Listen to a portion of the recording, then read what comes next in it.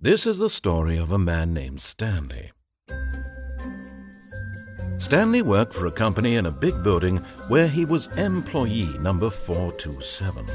Employee number 427's job was simple. He sat at his desk in room 427 and he pushed buttons on a keyboard. Orders came to him through a monitor on his desk, telling him what buttons to push, how long to push them, and in what order. This is what employee 427 did every day of every month of every year. And although others might have considered it soul-rending, Stanley relished every moment that the orders came in, as though he had been made exactly for this job. And Stanley was happy. And then one day, something very peculiar happened. Something that would forever change Stanley. Something he would never quite forget. He had been at his desk for nearly an hour when he realized that not one single order had arrived on the monitor for him to follow. No one had showed up to give him instructions, call a meeting, or even say hi. Never in all his years at the company had this happened, this complete isolation. Something was very clearly wrong. Shocked, frozen solid, Stanley found himself unable to move for the longest time. But as he came to his wits and regained his senses, he got up from his desk and stepped out of his office.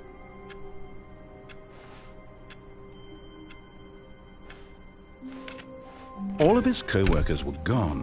What could it mean? Stanley decided to go to the meeting room. Perhaps he had simply missed a memo.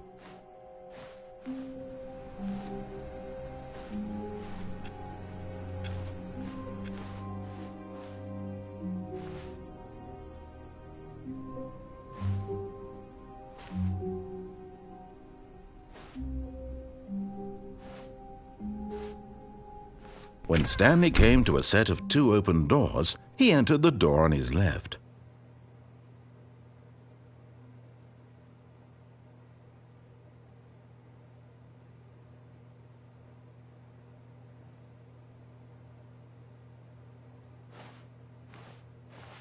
This was not the correct way to the meeting room, and Stanley knew it perfectly well. Perhaps he wanted to stop by the employee lounge first, just to admire it.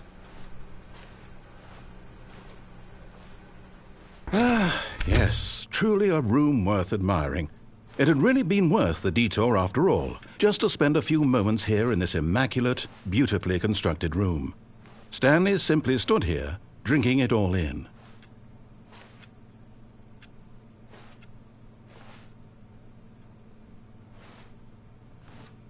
Yes, really, really worth it being here in the room. A room so utterly captivating that even though all your co-workers have mysteriously vanished, here you sit looking at these chairs and some paintings. Really worth it.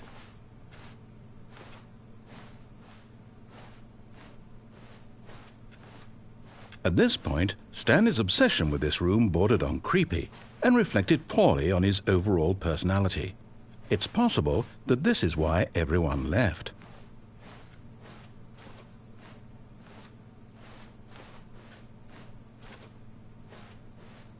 Stanley sat around waiting for more dialogue, but when a long time had passed and there was no more, he decided that the game was trying to send him a message.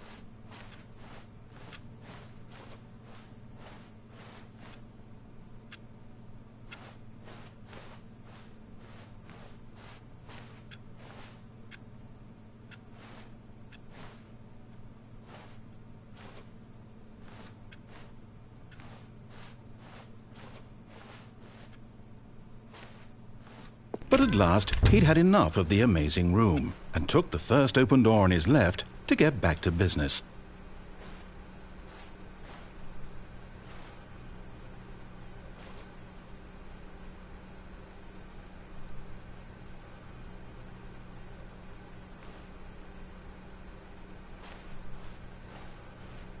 Stanley was so bad at following directions, it's incredible he wasn't fired years ago.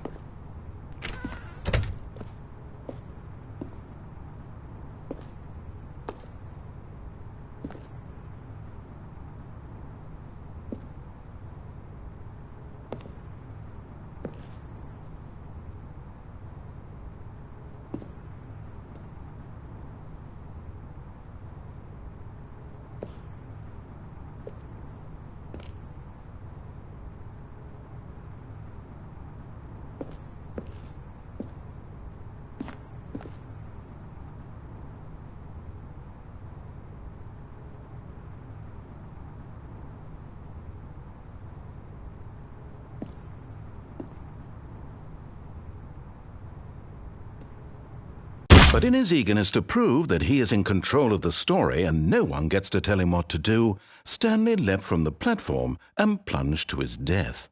Good job, Stanley. Everyone thinks you are very powerful.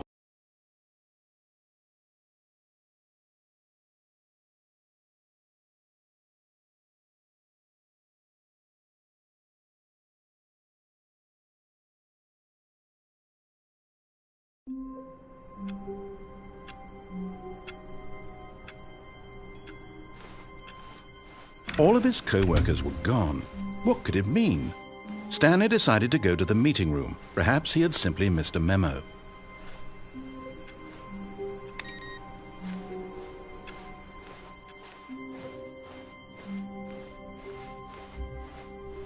When Stanley came to a set of 2 open doors, he entered the door on his left.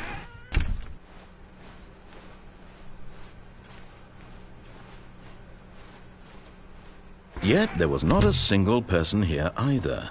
Feeling a wave of disbelief, Stanley decided to go up to his boss's office, hoping he might find an answer there.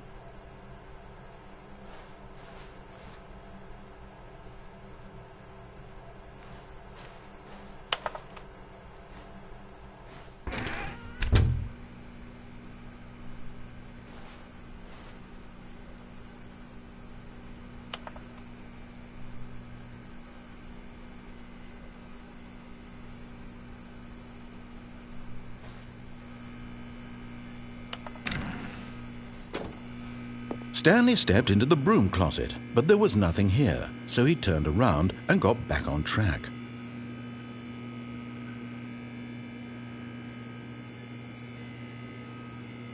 There was nothing here. No choice to make, no path to follow, just an empty broom closet. No reason to still be here.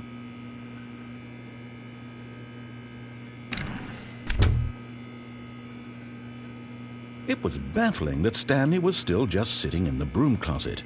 He wasn't even doing anything. At least if there was something to interact with, he'd be justified in some way. As it is, he's literally just standing there doing sweet FA.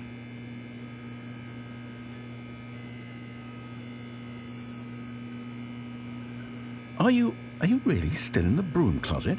Standing around doing nothing? Why?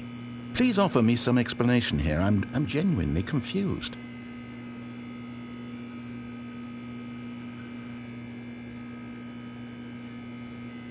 You do realize there's no choice or anything in here, right? If I'd said Stanley walked past the broom closet, at least you would have had a reason for exploring it to find out. But it didn't even occur to me because literally this closet is of absolutely no significance to the story whatsoever. I never would have thought to mention it.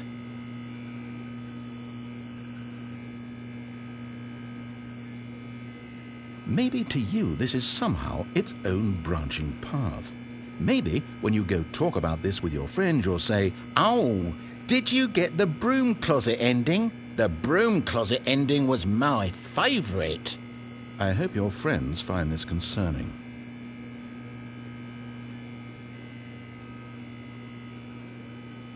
Stanley was fat and ugly and really stupid. He probably only got the job because of a family connection. That's how stupid he is. That or with drug money. Also, Stanley is addicted to drugs and hookers.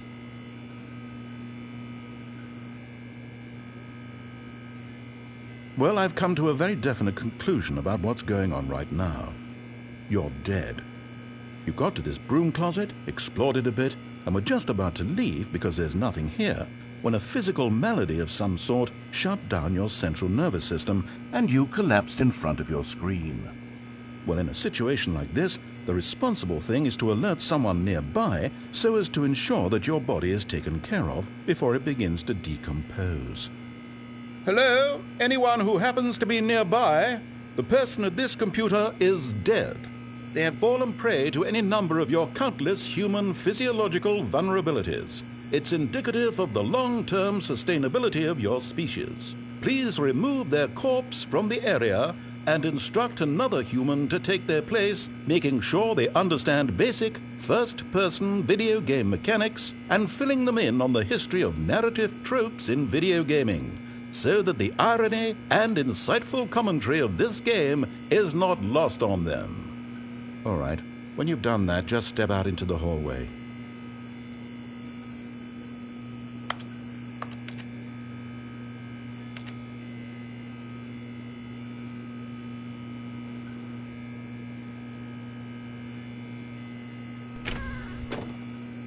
Ah, second player, it's good to have you on board. I guarantee you can't do any worse than the person who came before you. Coming to a staircase, Stanley walked upstairs to his boss's office.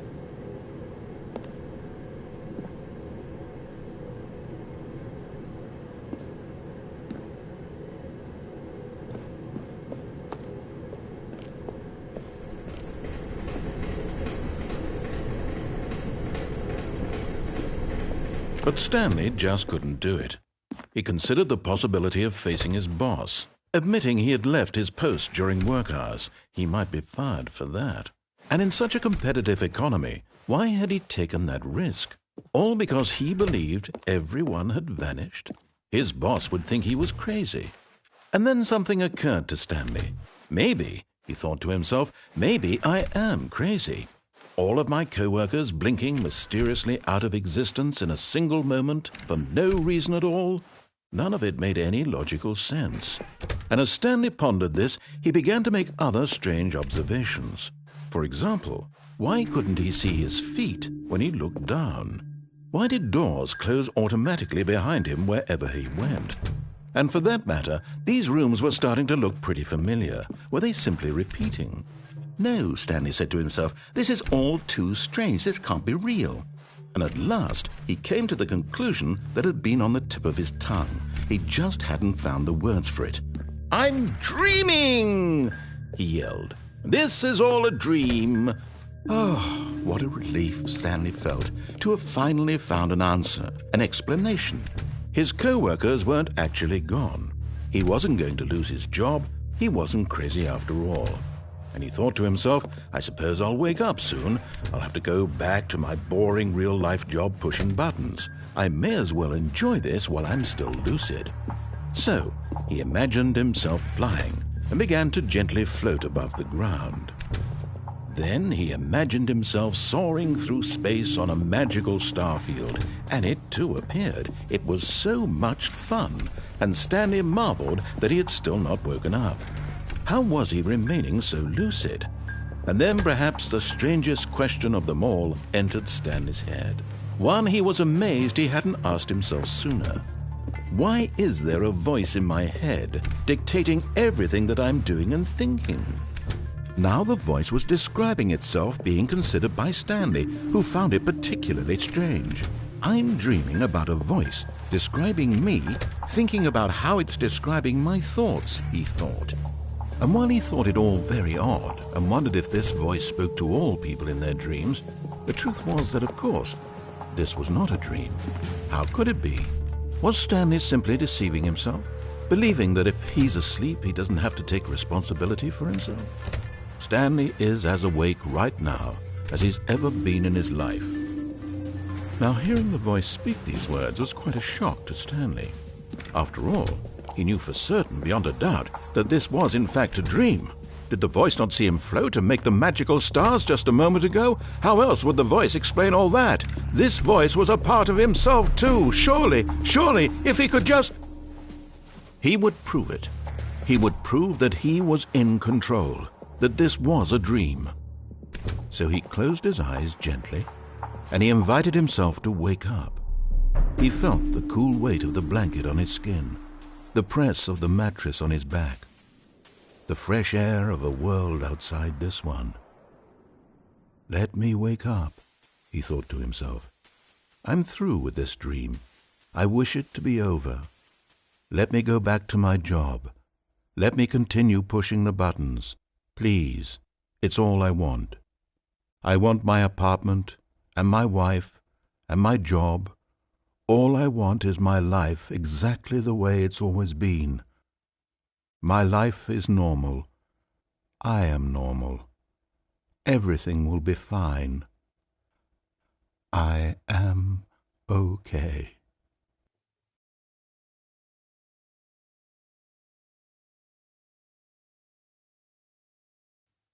Stanley began screaming. "Please, someone, wake me up. My name is Stanley. I have a boss. I have an office. I am real. Please, just someone tell me I am real. I must be real. I must be. Can anyone hear my voice? Who am I? Who am I?" And everything went black.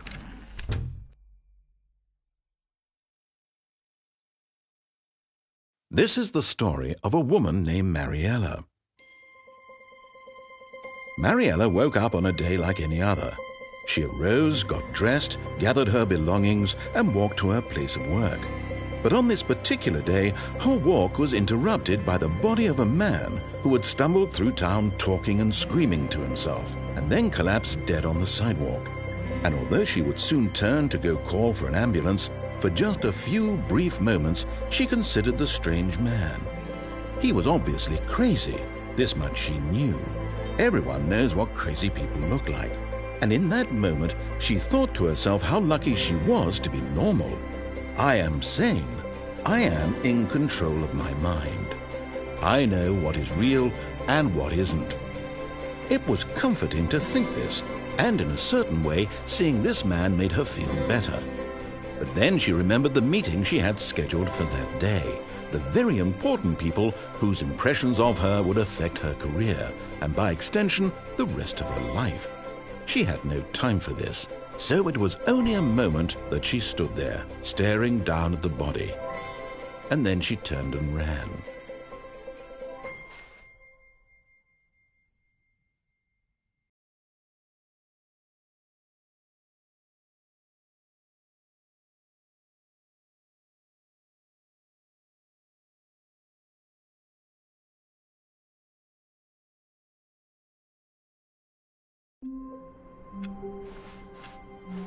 All of his co-workers were gone. What could it mean? Stanley decided to go to the meeting room. Perhaps he had simply missed a memo.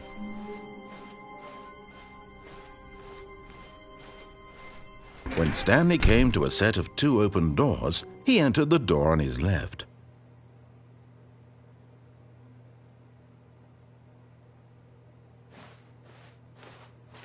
This was not the correct way to the meeting room, and Stanley knew it perfectly well.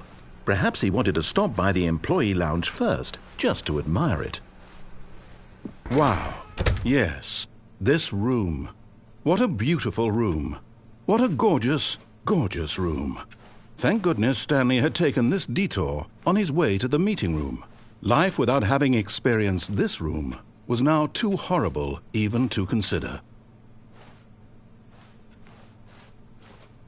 But eager to get back to business, Stanley took the first open door on his left.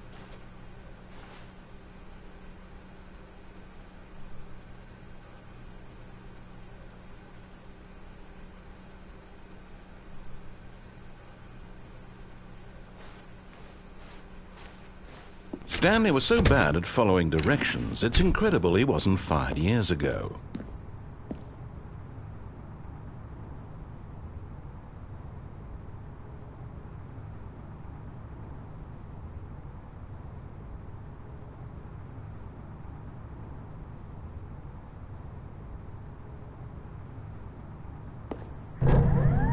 Look, Stanley, I think perhaps we've gotten off on the wrong foot here.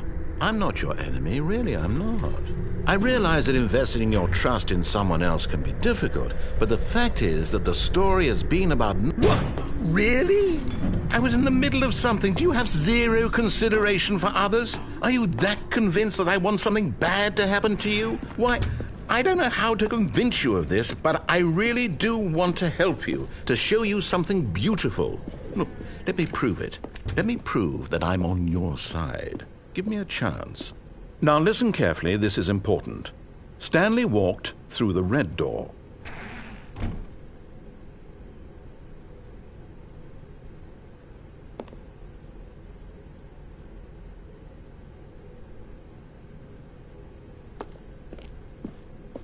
Aha, perhaps you misunderstood. Stanley walked through the red door.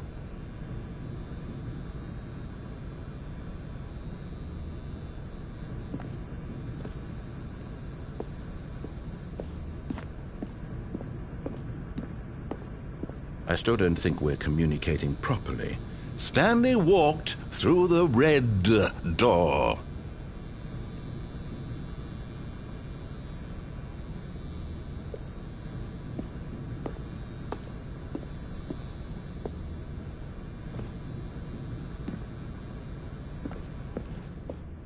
All right, fine, go ahead, Stanley. You want to know so badly what's out there? You want to find out what lies at the end of this road you've chosen? Well, don't let me stop you. You see, there's nothing here. I haven't even finished building this section of the map, because you were never supposed to be here in the first place. Broken rooms, exposed developer textures. Is this what you had wanted? Was it worth ruining the entire story I had written out specifically for you? Do you not think I put a lot of time into that? Because I did. And in the end, it was all for nothing, because this is what you wanted to see. Help me here, Stanley. Help elucidate these strange and unknowable desires of yours. What would have made this game better? What did you want to see? Vehicles? Skill trees? Work with me. You've given me absolutely nothing so far. Tell you what, let me take a stab in the dark at a new design, and you can give me some feedback. There we go. A third option. This already feels leaps ahead of where we were before. Go ahead, Stanley. Take it for a spin.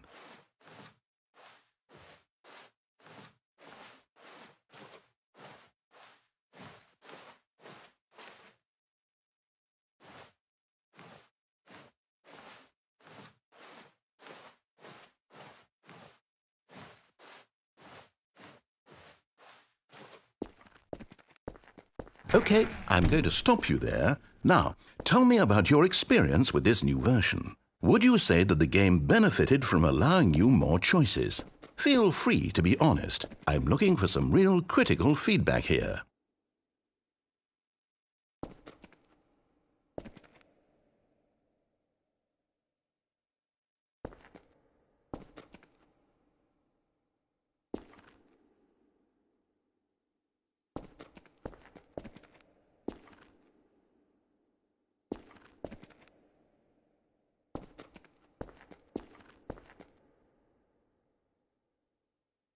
Aha!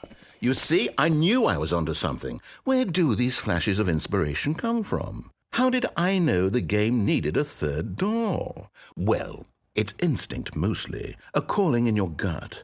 I really couldn't say where the idea came from, except that I felt it in my soul. You can't teach that, Stanley. Don't even try.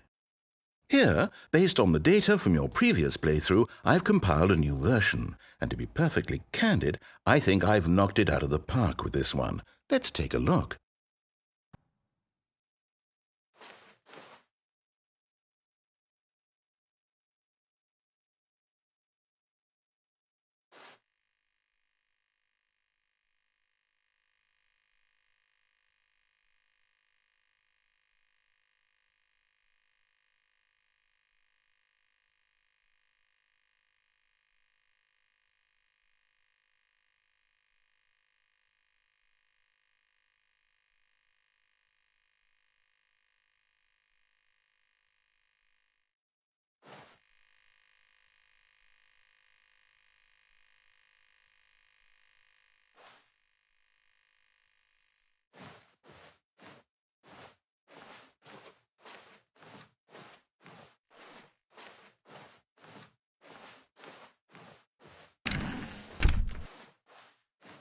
Now, would you say that competitive leaderboard helped you feel motivated to keep walking through doors? Again, honest answers, please.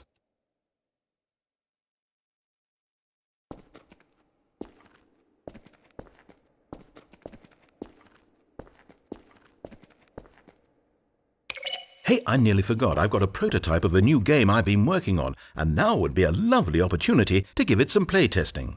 You wouldn't mind taking a look at it, would you? Perfect. Let me boot it up.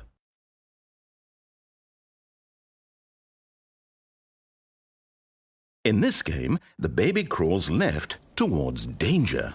You click the button to move him back to the right, and if he reaches the fire, you fail. It's a very meaningful game, all about the desperation and tedium of endlessly confronting the demands of family life. I think the art world will really take notice. But of course, the message of the game only becomes clear once you've been playing it for about 4 hours. So why don't you give it 4 hours of play to make sure it's effective? Be sure to keep notes on your experience.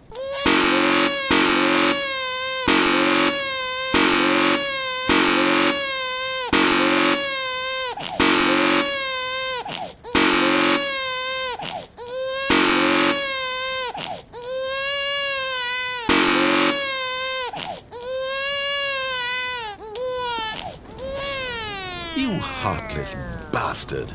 Did you do it because you hate babies or purely to spite me? Because if it's the latter, well, I don't know what to do. I'm completely out of ideas. I can't think of a single thing that might improve the experience for me. I'm not even going to try. I'm out. I'm done.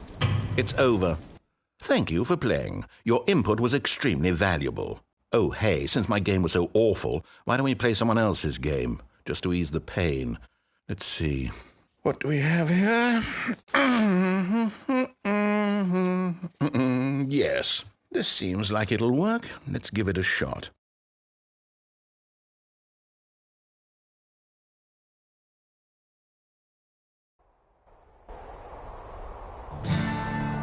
Aha! Fascinating. What do you think this game is about, Stanley? What's our backstory? What is our motivation? Well, it seems obvious to me that you are meant to play as a creepy man spying on innocent civilians below you from up high in your creep tower, perhaps for some sort of twisted, erotic purpose. Yes, that must be it. What a fascinating venture into the experience of total mental depravity. So far, I love everything about this game, Stanley. And it seems there's even more. Come, let's venture outward and see what else is out there.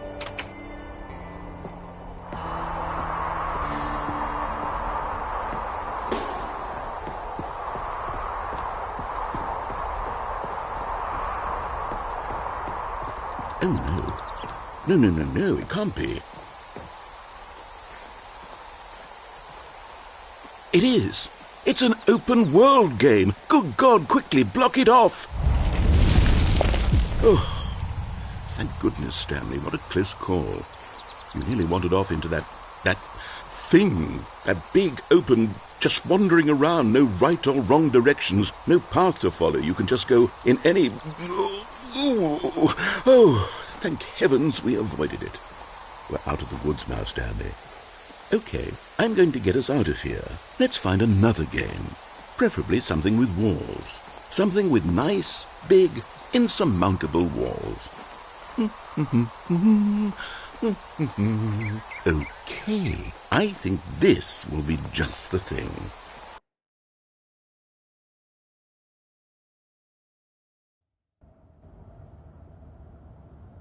Wonderful. See, this is exactly what I had in mind. Just a nice big box for you to run around in. There isn't any possibility that you could get lost here. Now this is game design. Stanley, if you manage to get lost in this game, I will be phenomenally impressed. Okay, so what exactly do we do here? Let's see. There are lots of cars here in the back, but obviously there's no racetrack. Okay, I'm seeing that there's a ball of some kind back here. Is this game sports ball? Stanley, I think it's sports ball. Oh, what fun. We shall run the bases and do a touchdown together. Yes, I think surely we must. Okay, Stanley, here's the ball. Have fun.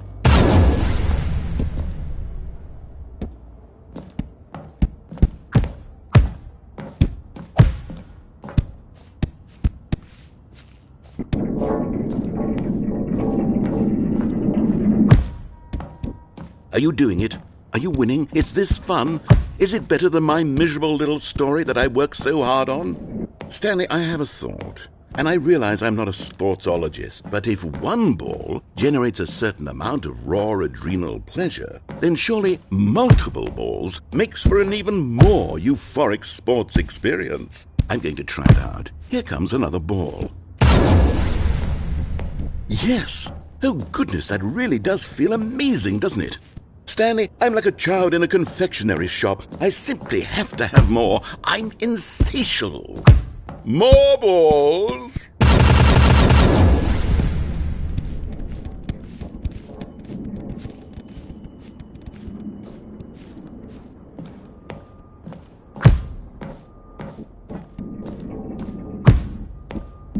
you enjoying this, Stanley? Are you having fun? Is this a real video game? Well, I sure hope you're having a good time, because guess what? It's over. That's right. Your little fun comes to an end. This is my game, and what I say goes.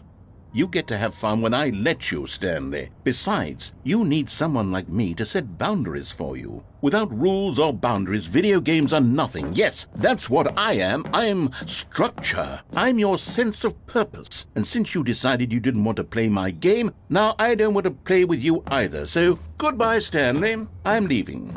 See how you like it when I'm not around to set the rules. Somehow, I don't think you'll enjoy it as much. But who knows? You're an inventive kid. You'll come up with something. After all, you're the one who knows best. Take care, Stanley.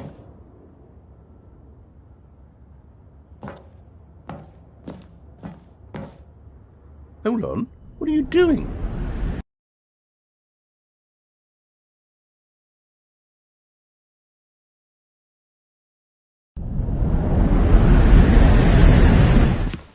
Stanley, don't do that. I can't follow you there. I can't help you. How will you write a story without me? You can't do it. You know that. Stanley, come back. We still have so much.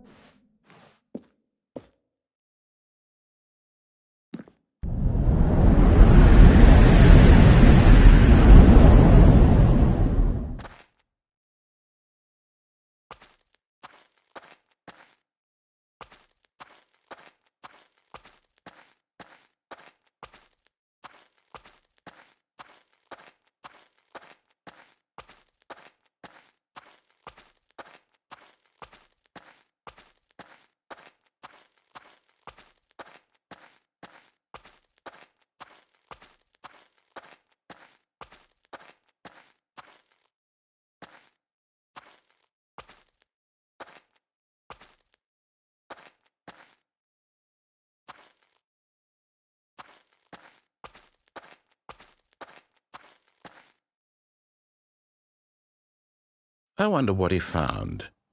If what he wanted was to be the leading man in his own story, well, perhaps he's gotten it, down in wherever he is right now. I wonder if he's happy with his choice, and if he's learned the heavy cost that comes with it. He'll understand soon what I was trying to tell him. He needs me. Someone who will wrap everything up at the end, to make sense out of the chaos and the fear and the confusion. That's who I am. That is what I mean to this world. Oh, yes. Yes, I'll be back. There's no other way. Once this ends, after it all comes to a close, then I'll be back. The end will be here soon. Very soon. I can wait.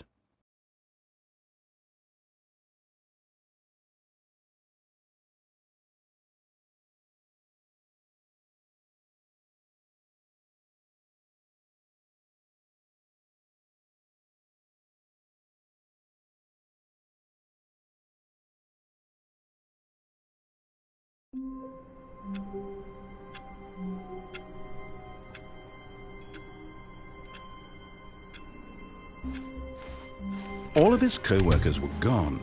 What could it mean? Stanley decided to go to the meeting room. Perhaps he had simply missed a memo.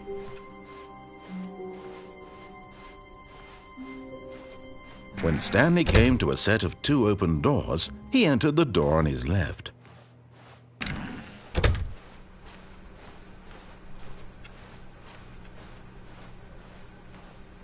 Yet there was not a single person here either.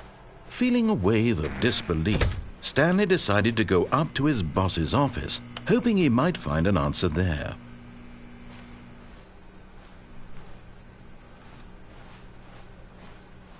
Coming to a staircase, Stanley walked upstairs to his boss's office.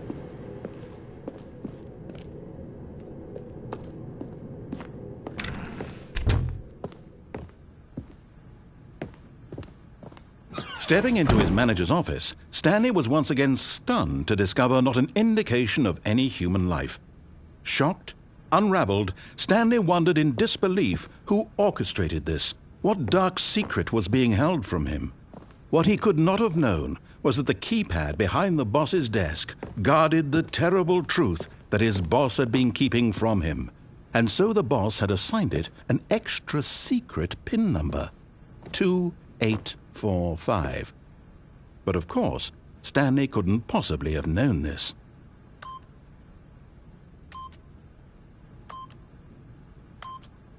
Yet incredibly, by simply pushing random buttons on the keypad, Stanley happened to input the correct code by sheer luck. Amazing! He stepped into the newly opened passageway.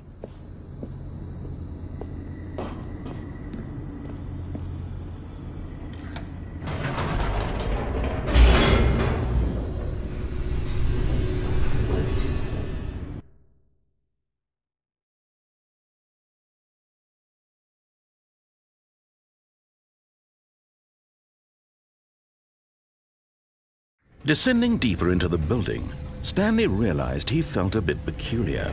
It was a stirring of emotion in his chest, as though he felt more free to think for himself, to question the nature of his job. Why did he feel this now, when for years it had never occurred to him?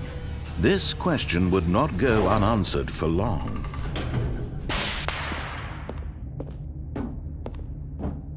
Stanley walked straight ahead through the large door that read Mind Control Facility.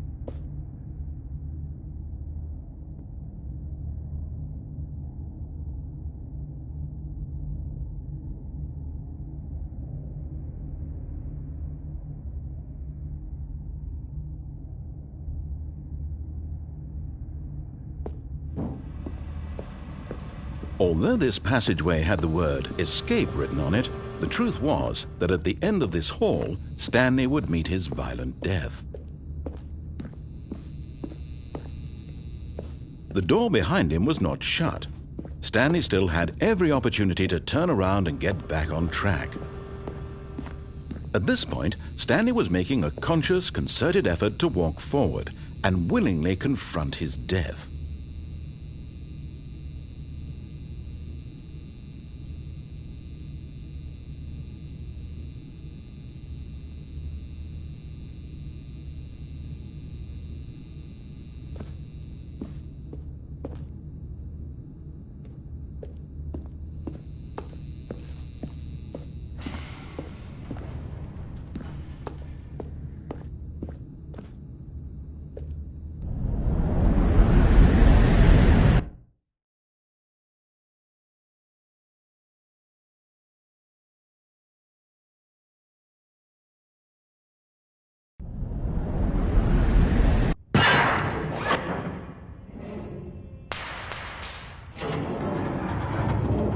As the machine whirred into motion and Stanley was inched closer and closer to his demise, he reflected that his life had been of no consequence whatsoever. Stanley can't see the bigger picture. He doesn't know the real story, trapped forever in his narrow vision of what this world is. Perhaps his death was of no great loss, like plucking the eyeballs from a blind man.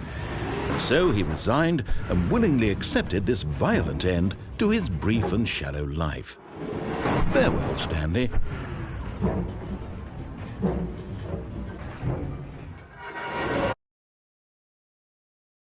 Farewell, Stanley, cried the narrator, as Stanley was led helplessly into the enormous metal jaws.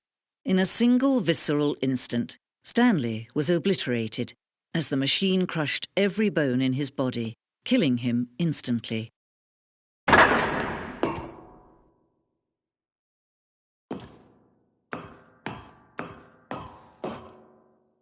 And yet it would be just a few minutes before Stanley would restart the game, back in his office, as alive as ever. What exactly did the narrator think he was going to accomplish? When every path you can walk has been created for you long in advance, death becomes meaningless, making life the same. Do you see now? Do you see that Stanley was already dead from the moment he hit start?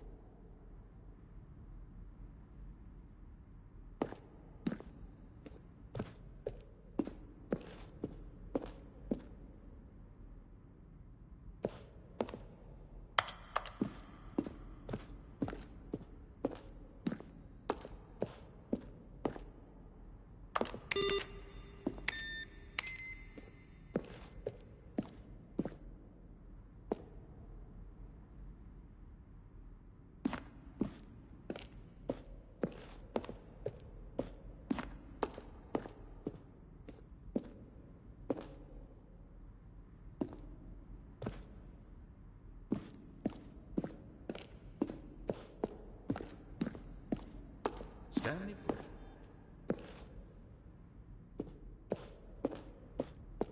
Nine.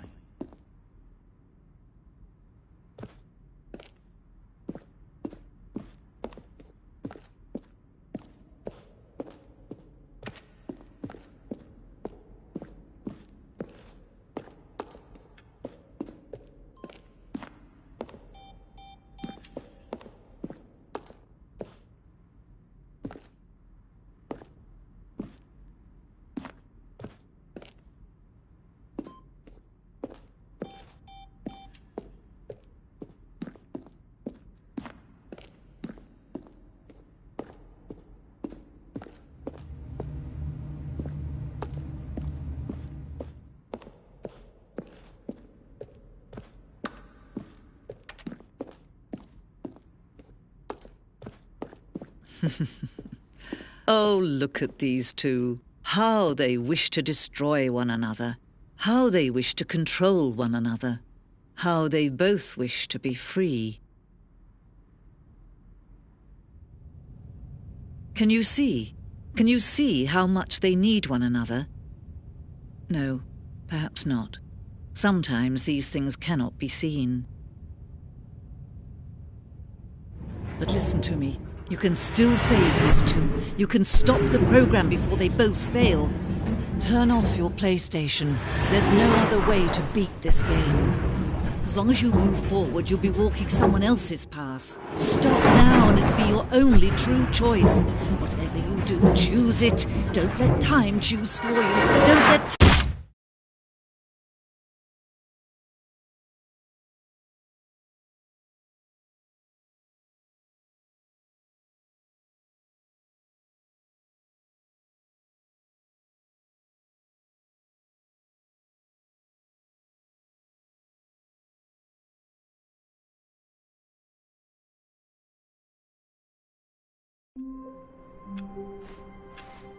All of his co-workers were gone.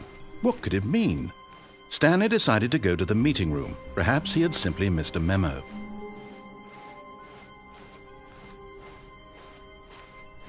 When Stanley came to a set of 2 open doors, he entered the door on his left.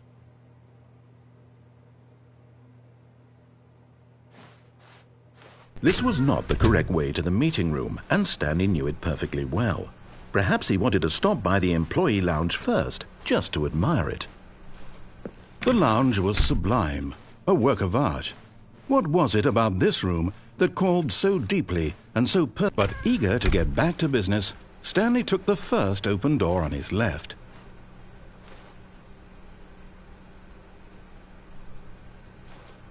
And so he detoured through the maintenance section, walked straight ahead to the opposite door, and got back on track.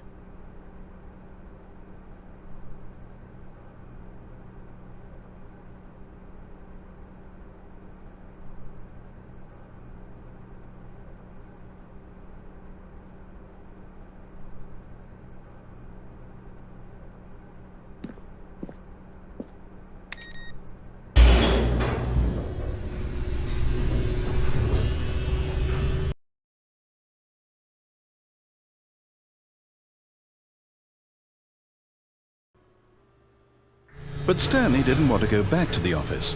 He wanted to wander about and get even further off track. So now in order to get back, he needed to go,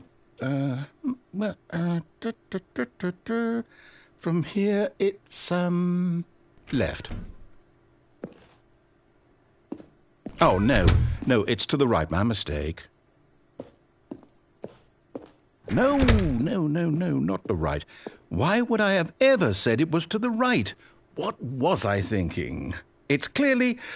Oh dear, would you hold on for a minute, please?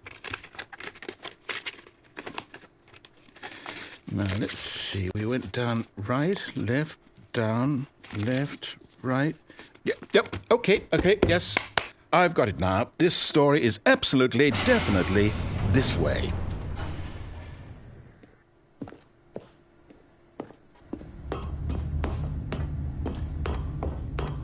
No.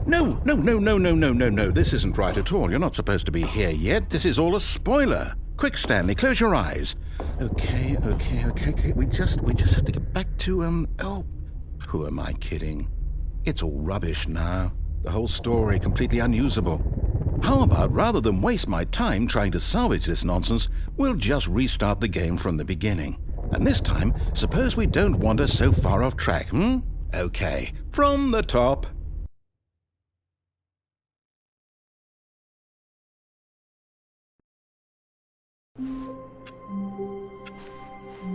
All of his co-workers were gone. What could it mean? Stanley decided to go to the meeting room. Perhaps he had simply missed a memo.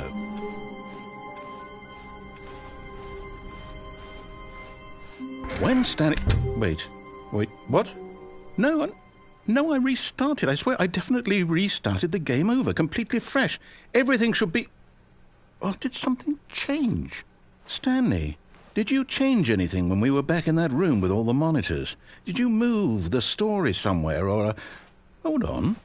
Why am I asking you? I'm the one who wrote the story. It was right here just a minute ago. I know for sure that it's here somewhere. Okay, then. It's an adventure. Come, Stanley. Let's find the story.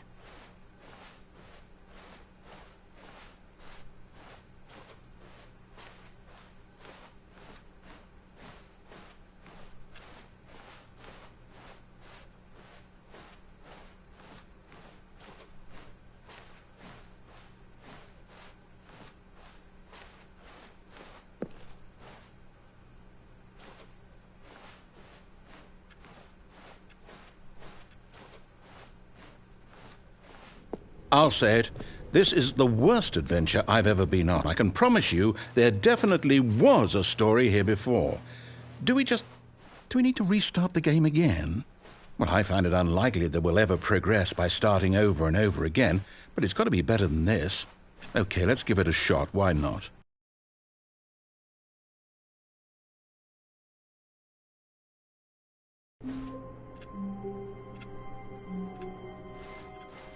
All of his co-workers were gone. What could it mean? Stanley decided to go to the meeting room. Perhaps he had simply missed a memo.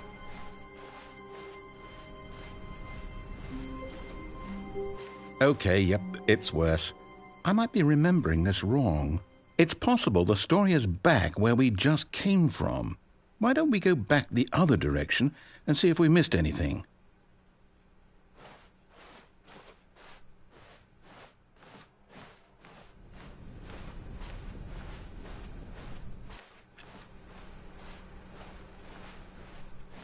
Aha!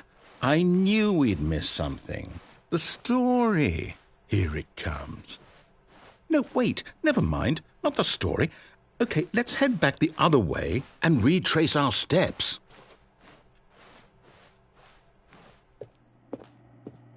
Now this... Well, I'll be honest, I don't recognize this place at all. Is this the story? I don't think so. I can't quite recall, but I believe my story took place in an office building. Is that correct? Do you remember, Stanley? Well, do you know what? Since I've completely forgotten what we were supposed to be doing, how about this? You win! Congratulations! I know you put in a lot of hard work, and it really paid off, so good job. Oh, no. No, I don't feel right about this at all. We both know you didn't put in any actual work for that win. Some people win fair and square, and this was not one of those situations. Okay, I'm getting weirded out by whatever this place is. I don't care what might happen this time. I have to restart.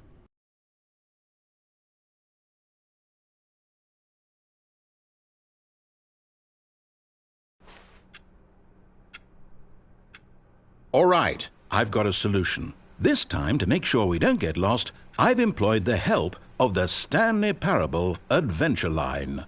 Just follow the line. How simple is that?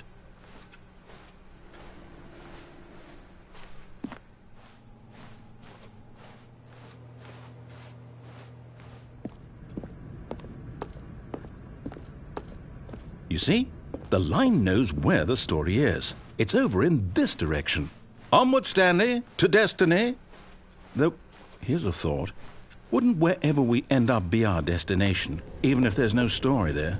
Or to put it another way, is the story of no destination still a story? Simply by the act of moving forward, are we implying a journey such that a destination is inevitably conjured into being via the very manifestation of the nature of life itself? Whoa. Hang on. That got a bit weird back there. Well, I'd like to apologize. Not sure where I was going with all that. You know what? I think what we need right now is a bit of music to lighten the mood.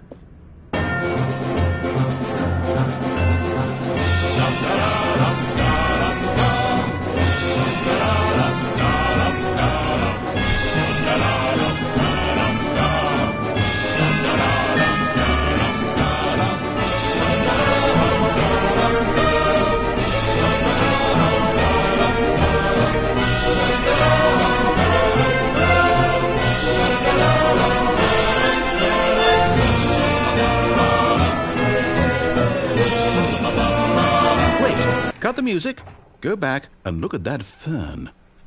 Stanley, this fern will be very important later in the story. Make sure you study it closely and remember it carefully. You won't want to miss anything.